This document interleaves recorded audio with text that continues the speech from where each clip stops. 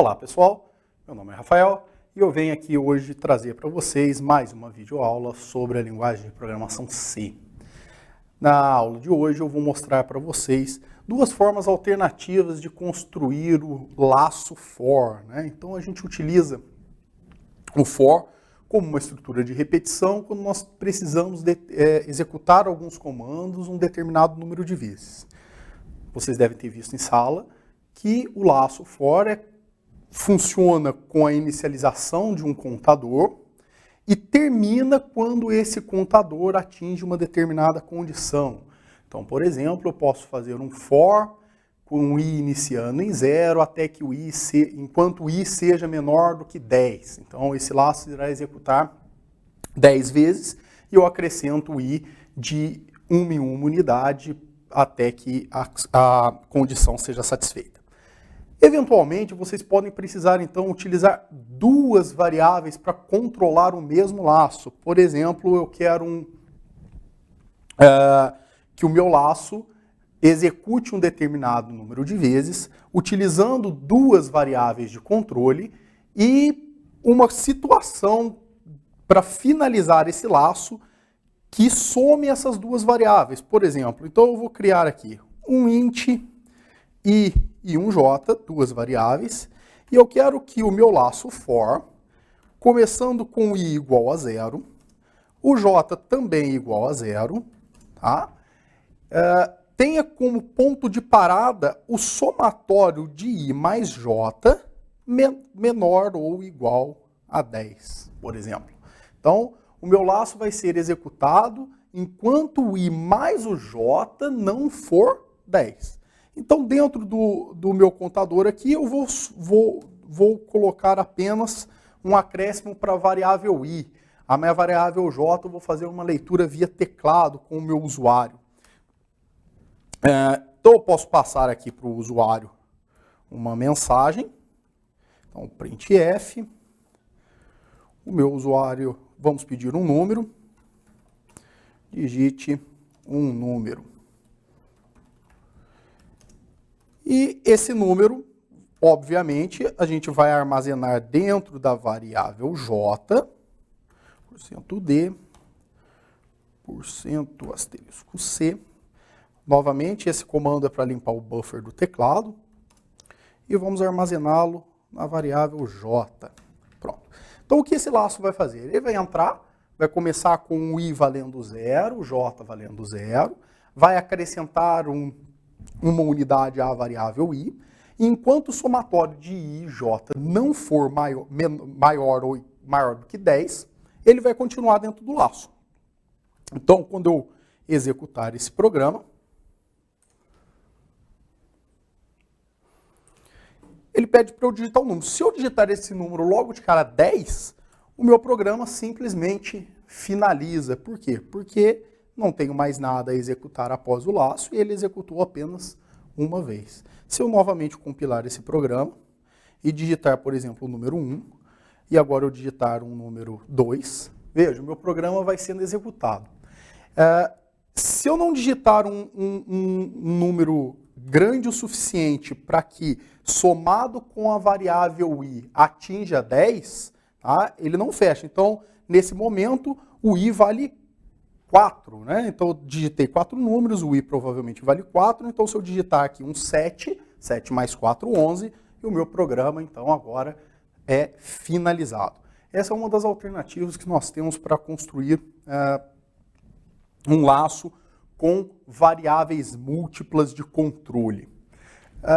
Uma outra situação em que isso pode ser aplicado, por exemplo, seria o controle de acesso, por exemplo, a um determinado sistema, um programa, um determinado dispositivo, onde o usuário ele possa digitar no máximo 3 vezes a senha dele, e após isso, ou a senha é aceita dentro do número de tentativas, ou o acesso desse usuário é negado. Então vamos tentar construir esse mesmo exemplo, utilizando o for com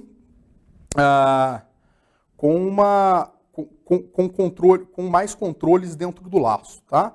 Então, para começar, eu vou colocar aqui, então, uma outra biblioteca.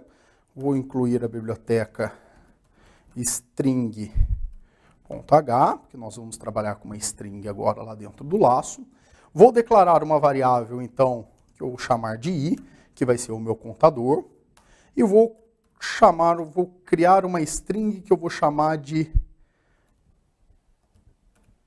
password, passwd, que eu vou falar que ela pode ter, então, tamanho 10. Então, pronto, tem uma string aqui. Então, o que eu vou fazer? Primeiro, eu vou entrar para o meu laço, eu vou garantir a entrada no laço. Então, eu vou falar que o meu i aqui vale 0, vou começar com o i igual a 0. E vou falar que o meu laço deve ser executado enquanto o i for menor do que 3. Essa é uma das condições. E eu vou colocar uma segunda condição de parada. Então, eu coloquei aqui o e comercial duplo.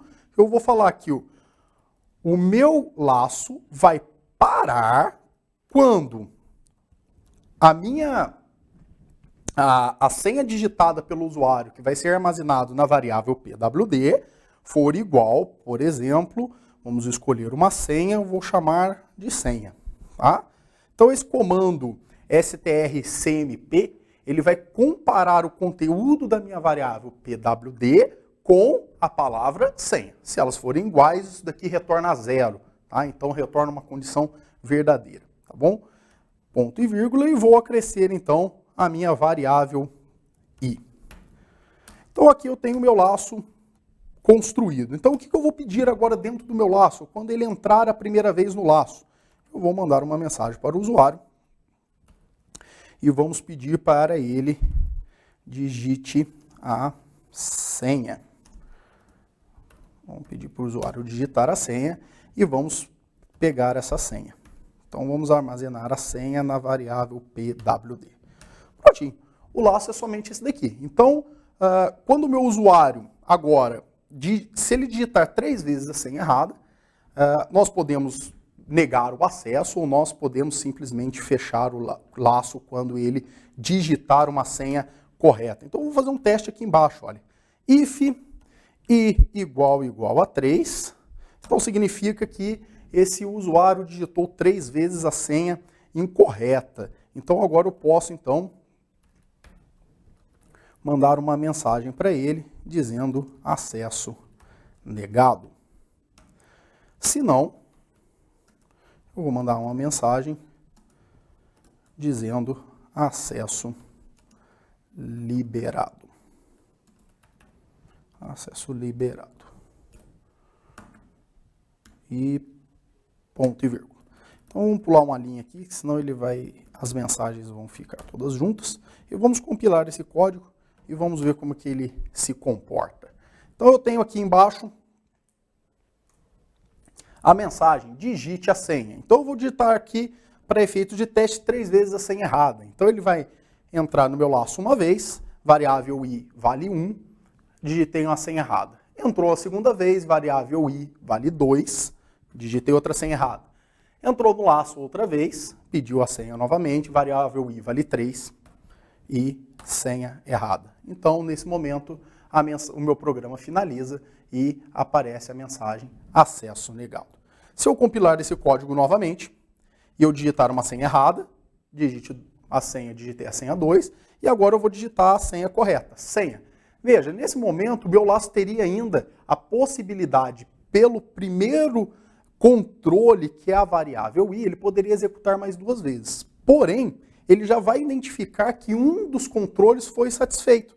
Então, quando eu digito a palavra senha, veja, o meu laço finaliza antes de pedir uma terceira vez a senha e aparece a mensagem acesso liberado. Perfeito? Então, essas são as 2 maneiras de utilizarmos variáveis múltiplas para controle do laço.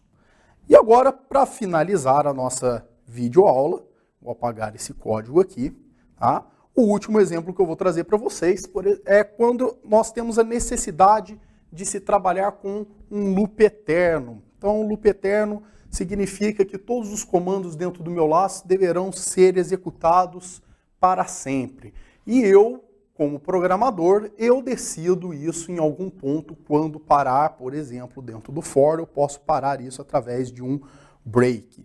Então, eu vou fazer um pequeno exemplo aqui de como que a gente constrói isso. Eu vou declarar uma variável n do tipo inteira e eu quero que o meu laço execute, ou os comandos dentro do meu laço sejam executados até que o usuário digite, vamos pôr aqui, o número 1, por exemplo. Tá? Então, eu vou começar o laço for, de novo. Só que o for, ele exige, então, uma série de parâmetros, ou seja, ele exige que nós inicializemos seu contador, ele exige que nós coloquemos uma condição de parada e o acréscimo ou decréscimo desse contador. Porém, quando a gente substitui todos os parâmetros do laço for por ponto e vírgula, tá? Esse laço simplesmente será executado para sempre, ele vai entrar em loop eterno. Então, eu posso colocar agora aqui dentro um printf e vamos pedir para o usuário digitar um número. Então, digite um número. Ponto e vírgula. Vamos fazer um scanf. Então,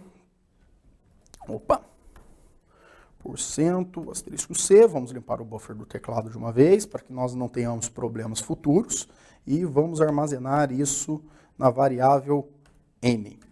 Tá?